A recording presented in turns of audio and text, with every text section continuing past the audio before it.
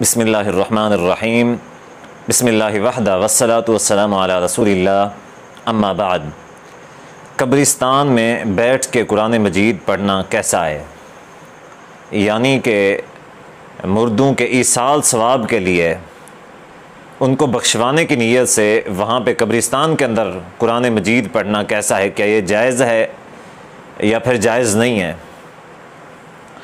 आजकल के दौर में या कुछ अरसा कबल से लेके आज तक ये एक ईसाल सवाब का तरीक़ा चलता आ रहा है कि कुछ अरसे के बाद या जब भी जिसको तौफ़ीक होती है वो एक मौलवी साहब, एक हाफिज़ या कारी हायर करता है, उसको पैसे देता है कि वो कब्रिस्तान के अंदर बैठ के एक रात में कुरान मजीद का ख़त्म करे या कुरान मजीद को पढ़े और उसका जो सवाब है वो उसका जो मैयत है उस मैयत को बख्श दे।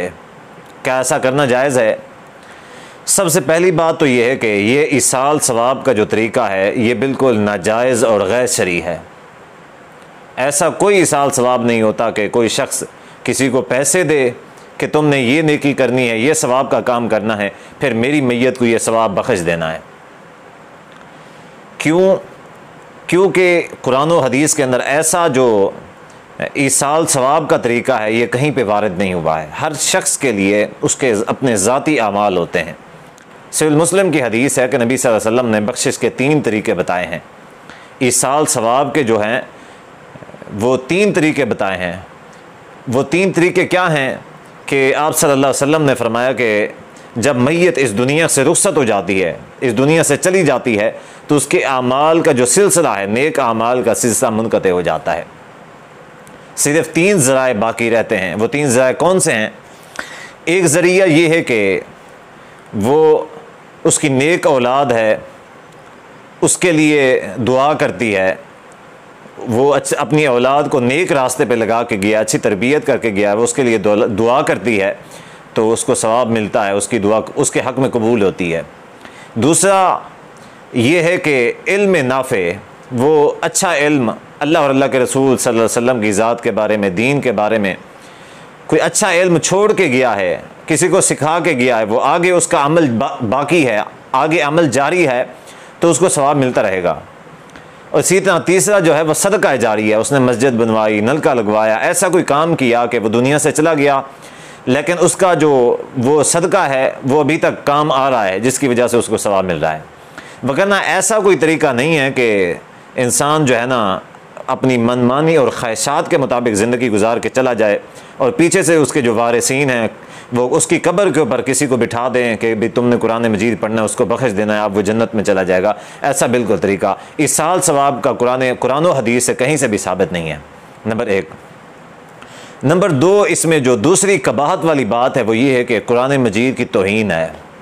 अल्लाह ताला ने कुरान मजीद को ये मुर्दों को बख्शवाने के लिए नाजिल नहीं किया है।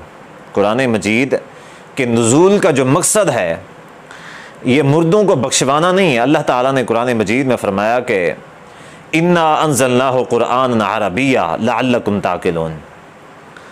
कुरान मजीद अल्लाह ने अरबी में इसलिए नाजिल किया है ताकि तुम लोग अकल करो। ये हिदायत के लिए नाजिल हुआ है, ये हमारी रहनुमाई के लिए नाजिल हुआ है, बजाय इसके कि ये कब्रिस्तान के ऊपर बैठ के पढ़ के मुर्दों को बख्शवाने के लिए नाजिल हुआ है। ऐसा बिल्कुल भी नहीं है। कुरान मजीद के आदाब ये हैं कि कुरान मजीद जो पढ़ने वाला है वो पाक होना चाहिए, बावुज़ू होना चाहिए, उसका लिबास पाक होना चाहिए और जिस जगह पे वो बैठ के पढ़ रहा है वो जगह पाक होनी चाहिए।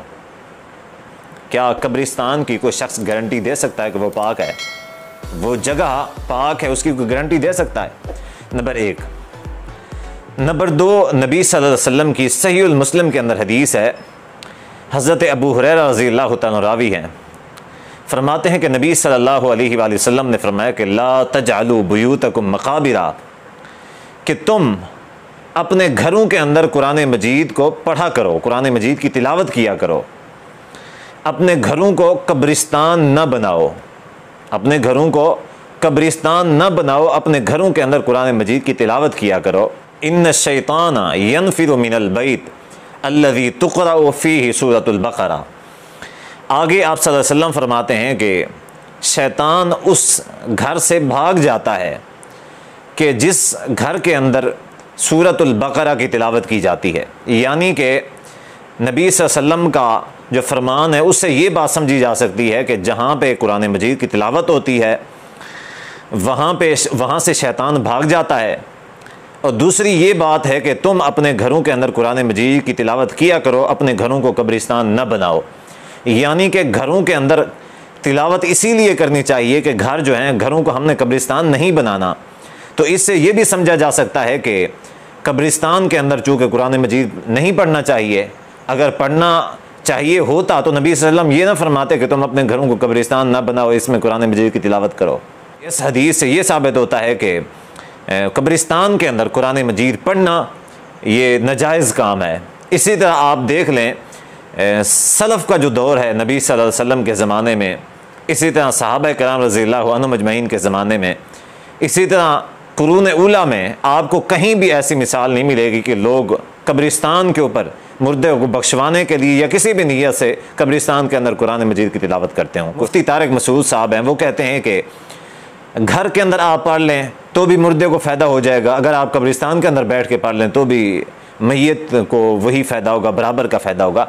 हालांकि कब्रिस्तान के अंदर कुरान मजीद पढ़ना ये साबित नहीं है, ना तो कुरान और हदीस से साबित है, ना ही सलफ़ से साबित है। अलबत्ता जो अहादीस मिलती हैं उनसे यही साबित होता है कि कब्रिस्तान के अंदर कुरान मजीद की तिलावत नहीं करनी चाहिए। ये कुरान मजीद की भी तौहीन है। तो अल्लाह तबारक व तआला से दुआ है कि अल्लाह ताला हम सब को समझने और अमल करने की तौफीक अता फ़रमाए। वस्सलामु अलैकुम व रहमतुल्लाहि।